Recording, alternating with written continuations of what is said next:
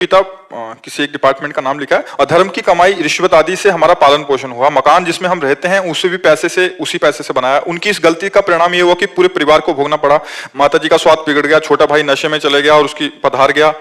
और कहते हैं उस मकान में रहना चाहिए क्या, उसकी गलती का परिणाम हमें भी भोगना पड़ेगा। हमारी बुद्धि गलत मार्ग पर ना चली जाए, महाराज जी हमें भयभीत हो। हाँ, अब नाम जप कीजिए और खूब नाम कीर्तन कीजिए। जड़ वस्तु है मकान, उसको हम पवित्र कर सकते हैं। पिता ने गलत किया तो जो कुछ परिणाम उनको भोगने को मिला, परिवार को मिला। अब नाम कीर्तन, भगवान की कथा वार्ता, भगवान की आरती पूजा, शंखनाद, अगरबत्ती, धूप बत्ती का धुआं, तो पूरा मकान पवित्र हो जाएगा। गंगा यमुना जल छिड़क दे, कभी किसी संत महात्मा को बुलाकर बैठाल के पवा दे, उनकी जूठन गिरे, घर पवित्र हो जाएगा। और आगे आपके द्वारा गलती नहीं होनी चाहिए।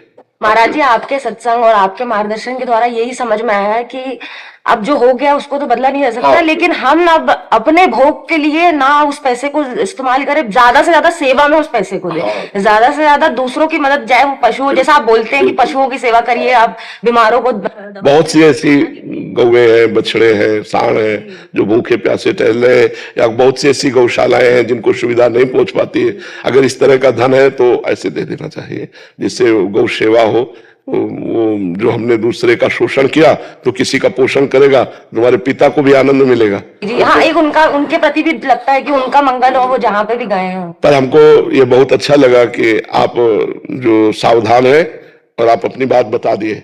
ये हम समाज को बताना चाहते हैं कि यदि आप अधर्म से पैसा कमाओगे, घूस से कमाओगे, बेईमानी से कमाओगे तो तुम्हें तो भोगना ही पड़ेगा, तुम्हारे परिवार को भोगना पड़ेगा।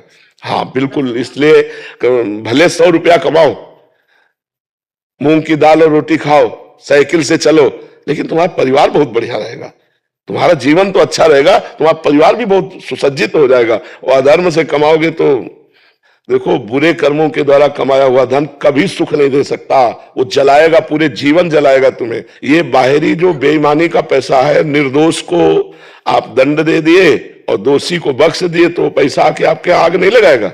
ये बहुत अधर्म जो है कभी बख्शता नहीं। इसलिए हमारी प्रार्थना है कि नमक रोटी भले खाओ लेकिन धर्म पूर्वक कमाई का, अधर्म की रबड़ी मत खाओ, नहीं तो जीवन बर्बाद अपना भी करोगे, अपने बच्चों का, अपने परिवार का भी करोगे।